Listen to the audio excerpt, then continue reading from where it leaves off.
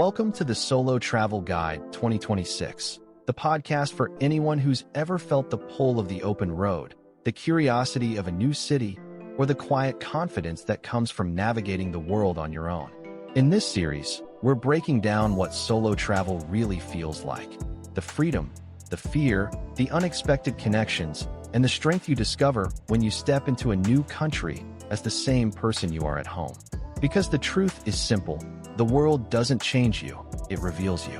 Whether you're planning your first solo trip or you've already stamped your passport a few times, this guide will show you how to explore with confidence, stay safe without losing the fun, and build the kind of stories that follow you long after you return. This is your year. This is your journey. Let's explore the world, one solo step at a time. There's something unmistakable about the moment you step out alone. No entourage, no safety net, no familiar voices guiding your next move. Just you, the road, and the quiet hum of possibility. Solo travel in 2026 isn't just a trend, it's a movement. More people are choosing independence over itineraries, clarity over chaos, and the open world over the familiar corners of home. And if you've ever taken a long ride, a long walk, or a long drive by yourself, you already know the feeling. The world becomes sharper. Your thoughts settle. Your courage rises. You start noticing things you never saw before: the kindness of strangers, the rhythm of small towns, the way landscapes shift like chapters in a book you didn't know you were writing. Solo travel teaches you confidence in real time. It teaches you to trust your instincts. It teaches you that you're capable of far more than you ever gave yourself credit for. In 2026, the world is opening in new ways: safer routes, smarter tools, and communities built specifically for solo explorers. But the heart of solo travel hasn't changed. It's still about discovering who you are when no one else is around to influence the answer. If you follow me, you already know my passion lives in three things: travel, people, and stories. And if I told you that some of the best hikes, the best destinations around the world, and the most unforgettable road trips are solo ventures, I wouldn't be exaggerating. That doesn't mean I'm against traveling with others. I've done that too. But there's something different, something electric, about being far from home alone. It's that moment when you arrive somewhere new and your excitement spikes. You haven't even checked into your hotel yet, and your mind is already racing. Where am I going first? What am I eating? What's the next adventure? You don't have to ask anyone what they want to eat or negotiate where to go. It's your schedule, your pace, your freedom, and no one is stopping you. Honestly, just that part feels like a vacation. No compromises, no waiting around, no dealing with another personality, and we all know how that can go. Solo travel gives you space to breathe, to think, to move the way you want. It's not about being alone, it's about being free. If you haven't done a solo trip yet, it's natural to have a lot of questions. The fear of the unknown creeps in fast. But think back to the last time you hiked alone. What happened? Did you get lost? Why did you go? What was your thought process? Was there fear? If you can answer those questions, you already have the blueprint for solo travel. Being in another country isn't much different from being anywhere new. If you've ever moved from your hometown to another state, you know the feeling. Everything is unfamiliar at first. You adapt, you learn, you adjust. That's exactly why we travel. And in solo travel, you're learning all of this on your own, at your own pace. In another country, the language might be different, the routines might feel foreign, and yes, it can be a challenge. When language becomes a barrier, body language becomes your new translator, at least until you settle in and start using Google Translate. I've gotten lost in my own hometown, let alone in another country. It's all part of life. The way you navigate that is the way you navigate everything else. Sometimes not knowing the language is frustrating, but that's only in the first couple of days. You're jet-lagged, disoriented, and adjusting. It passes, and once you learn a few words, you start laughing with hotel staff, connecting with locals, and finding your rhythm. This phase, the awkward, funny, slightly chaotic beginning, is exactly why you came here. I love that time. The unknown. It sharpens your senses without you even realizing it. There's no one to hold your purse or backpack. No one to double-check your directions. You become alert, aware, and alive in a way that only solo travel can teach you. Things to be on the lookout for as a solo traveler. Your surroundings. Stay aware of who's around you, especially in quiet or unfamiliar areas. Your belongings. Keep your phone, wallet, and backpack secure. Pickpockets exist everywhere, even at home. Bag positioning. Keep your backpack in front of you in tight crowds. Crossbody bags should stay zipped and close to your chest. Overly friendly strangers. Most people are kind, but trust your instincts if someone's behavior feels off. Spain is known for this, especially in Barcelona and Madrid, where crowded plazas, metro stations, and popular attractions make it easy for thieves to blend in. Your route. Know how to get back to your hotel. Screenshot maps in case your signal drops. Learn your subway station and your bus stop. Crowd behavior. In tourist hotspots, watch for distraction techniques used by pickpockets. Late-night areas.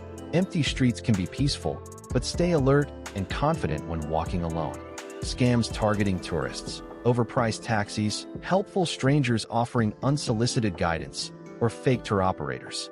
Street performances, beautiful to watch, but they create dense clusters where pickpockets operate. Montmartre gambling scam. Paris. In areas like Montmartre, you'll see street gambling games where people appear to be winning large amounts of money. It's a setup. The winner is part of the group, and the entire game is designed to lure tourists into betting and losing instantly. Your drinks and food. Keep an eye on anything you consume. Don't leave drinks unattended. Avoid going to the restroom halfway through your meal.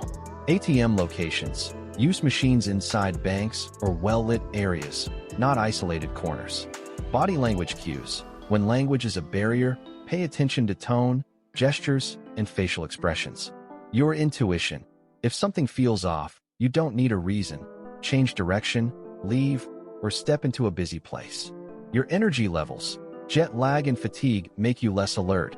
Rest before exploring deeply. Local norms. Learn a few cultural expectations to avoid misunderstandings.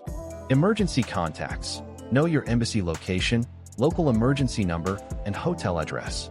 Knowing your emergency contacts is essential. Keep your embassy location, the local emergency number, and your hotel's exact address saved in your phone and written on a small card in your wallet. Protect your valuables like watches, bracelets, and necklaces, because anything shiny or expensive can attract the wrong kind of attention. In some places, it's better to avoid wearing jewelry altogether, especially in high-risk areas where snatch-and-run theft is common. Brazil is known for this. Thieves can grab a necklace right off your neck in seconds, often in crowded or touristy spots. Don't display valuables openly. Keep them tucked away, stay low-key, and avoid flashing expensive items. And when paying for something, don't empty your entire bag to look for your credit card.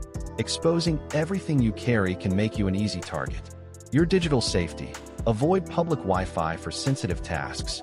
Use a VPN when possible. This is a problem at home too. There's a myth out there that women are automatically more vulnerable when they travel solo. The truth is more balanced than that. Situations can happen anywhere, even at your neighborhood supermarket. Someone can approach you at home just as easily as they can abroad. In a foreign country, people don't know you're only there for a week. They see you the same way strangers see you at the grocery store back home. As a guy, when I'm out exploring, I still stay aware. If an area feels too quiet, I look over my shoulder. I check my surroundings. I live in Orlando, Florida, and even here there are places I avoid at certain times. Most tourist areas are full of people, and yes, there might be pickpockets, but we have pickpockets in the States too. Awareness isn't a gender thing, it's a human thing.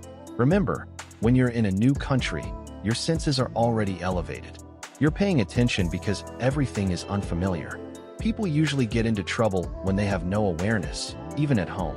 Solo travel teaches you things you never learn when you're surrounded by friends or family. It sharpens your instincts. And here's the part people forget. Strangers around the world are often incredibly friendly. Curiosity is universal. There are good people everywhere, and yes, a few bad ones too, just like any city in America. That's where wisdom comes in. I've walked through Rome at midnight on empty streets. I've wandered through quiet corners of Mexico City. Most people who notice you are simply curious. They want to know who you are, where you're from, how you live. That curiosity actually gives you an advantage. It opens doors for connection. Most of the time, travelers stick to tourist areas. But when you stay longer, you might wander into places that feel questionable. That's normal. That's life. And your awareness, not fear, is what keeps you grounded. Solo travel isn't about being fearless. It's about being aware, wise, and open. And that's what makes it powerful. Advantages of solo travel for connection and personal growth. You become more approachable. People naturally gravitate towards solo travelers. Locals and other travelers feel more comfortable starting conversations with you. You connect deeper with strangers without a companion to fall back on. You engage more, listen more, and learn more from the people you meet. You choose your own pace. No negotiating schedules. No compromising on food or activities. Your day flows exactly how you want it to.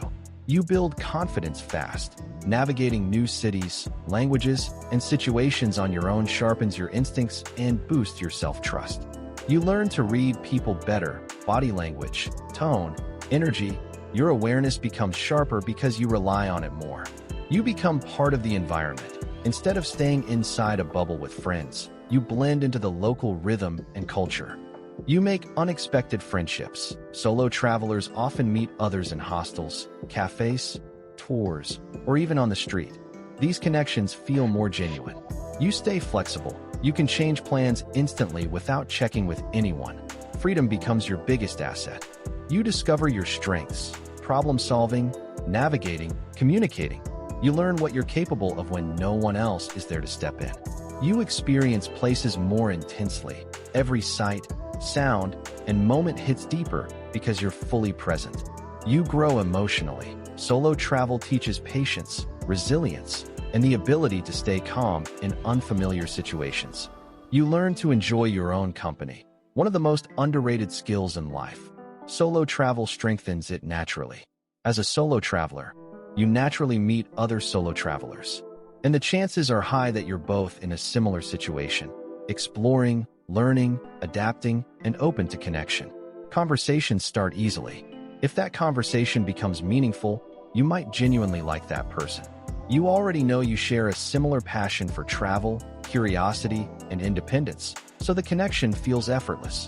Sometimes that connection even becomes romantic, not because you're looking for it, but because you're both living in the same mindset, adaptable, open-minded, and comfortable navigating the world alone.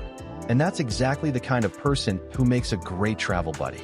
They understand flexibility, they don't panic when plans change, and they move through the world with the same rhythm you do. Solo travel doesn't isolate you. It actually puts you in the perfect position to meet people who match your energy. A solo traveler is usually not a difficult person. Think about it. When you're on a date and you like someone, people often start pretending. One person says, "I love biking," and suddenly the other says, "Me too," even if they haven't touched a bike in years. It's a dance we all know.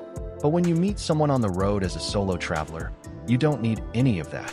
There's no pressure to impress, no need to mirror their interests. You can talk about your current trip, the places you've seen, and where you're planning to go next. Travel becomes the icebreaker, natural, effortless, and honest. That's the beauty of solo travel. The connections you make are real. No pretending, no performance. Just two people meeting in the world, sharing stories, and seeing if the energy matches. Scams and high-risk situations to watch for as a solo traveler. Scams targeting tourists, overpriced taxis, helpful strangers offering unsolicited guidance, or fake tour operators who disappear after taking your money. Many of the South American counties you can bargain prices for tours, taxis, and souvenirs. Street performances, beautiful and entertaining, but they create dense clusters where pickpockets operate. Crowds make it easy for someone to slip a hand into your bag without you noticing. If you have been to Las Vegas, you know the rhythm. Spain's distraction scams. Cities like Barcelona and Madrid are famous for clever pickpocket teams. They use children, noise, bumps, or sudden commotion to divert your attention while someone else targets your pockets or bag. Montmartre gambling scam. Paris. In areas like Montmartre, you'll see street gambling games where people appear to be winning large amounts of money. It's a setup.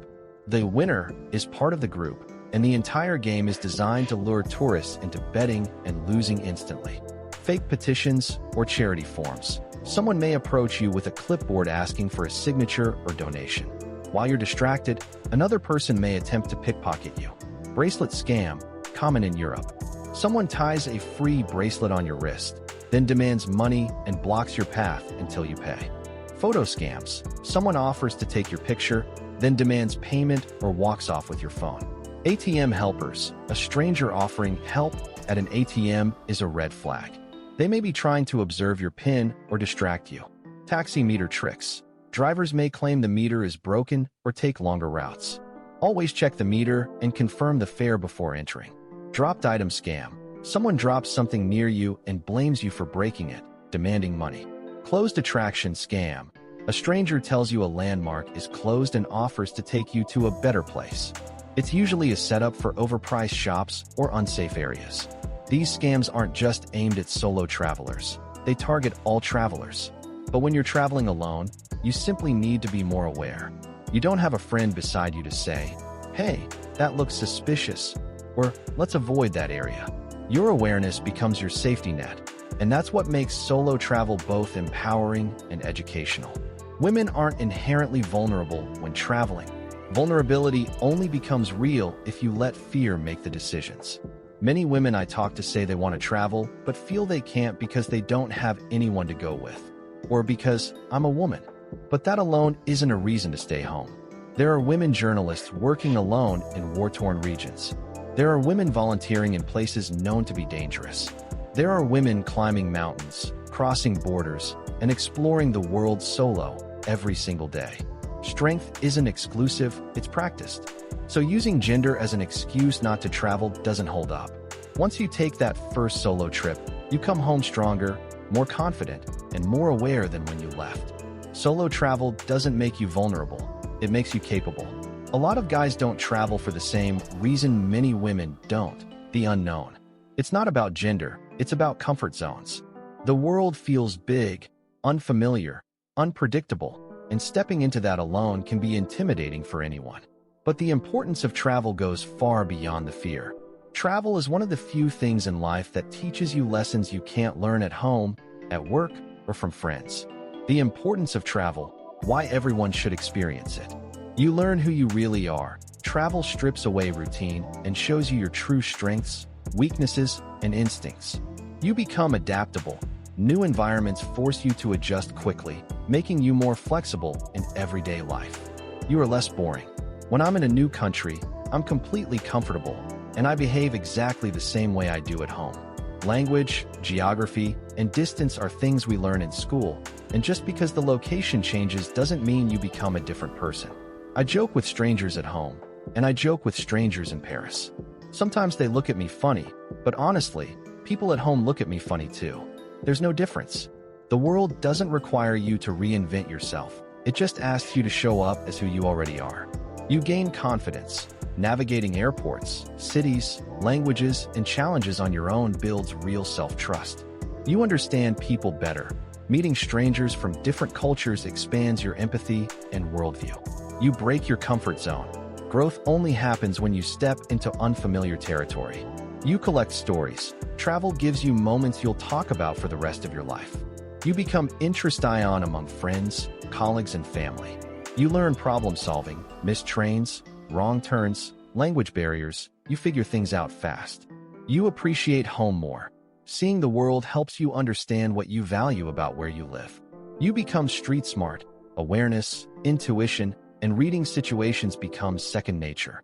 You disconnect from routine. Travel resets your mind, reduces stress, and gives you clarity. You meet people you'd never meet otherwise. Friendships, connections, even romance can happen naturally on the road. You grow emotionally. Independence teaches patience, resilience, and calm under pressure. You learn culture firsthand: food, music, traditions, daily life. Not from a screen, but from real experience. You realize the world isn't as scary as it seems. Most people everywhere are kind, curious, and helpful. You come home stronger. Every trip adds a layer of confidence and wisdom you carry forever. When colleagues at work discover this side of you, the traveler, the storyteller, the person who's comfortable navigating the world alone, competition drops and curiosity rises. People start seeing you differently. You're not just another coworker. You're someone with experience, perspective, and courage. Travel sharpens you, and you bring that back into your work ethic. You become more adaptable, more patient, more solution-driven.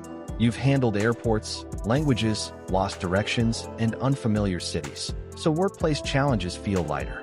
Travel teaches you how to stay calm under pressure, how to read people, and how to move with confidence.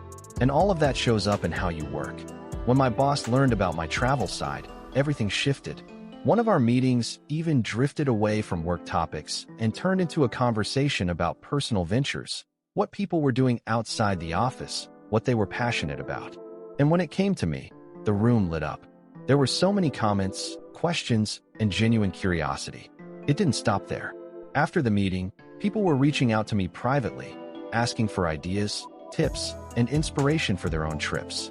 That single moment changed how we interacted at work. It brought our personal lives into the space, and suddenly we weren't just coworkers. We were humans with stories, experiences, and dreams. Travel has a way of doing that. It opens you up, and people respond to it. In America, work is work most of the time. We get caught in routines, deadlines, and expectations until we become robotic without even noticing it. But for me, everything changed when travel became part of my identity. The whole dynamic with my boss and colleagues shifted. Travel does that. It energizes you, it gives you stories, it makes you feel alive, and people notice. Europeans approach this completely differently. They take more vacation, and they actually use it, sometimes 3 weeks at a time. Meanwhile, here in the States, we often skip vacation because of competition or fear. We worry that if we leave, we might not have a job when we return. That fear keeps people stuck. But your boss is human. When you share your life, your travels, your experiences, your perspective, they get it. They see you as more than an employee. Travel adds depth to who you are, and that depth shows up at work. It changes how people interact with you, how they respect you, and how they relate to you. Travel doesn't just change your life. It changes how the world sees you. And as a solo traveler, it adds even more depth to that transformation. People see your independence, your adaptability, your curiosity, and your courage. They notice the way you move through the world, calm, aware, confident. Solo travel shapes your character in a way group travel never can. It becomes part of your identity, part of your story, and part of how others understand who you are. Thanks for listening to the Solo Travel Guide 2026. If today's episode sparked something in you, curiosity, courage, or even the first hint of a plan, then you're already on your way. The world is wide, and you deserve to see it with confidence, clarity, and your own rhythm. If you enjoyed this episode, make sure you subscribe so you never miss a new chapter of the journey. More stories, more tips, more real-world solo travel insight is coming your way. Until next time, stay curious, stay bold, and keep exploring.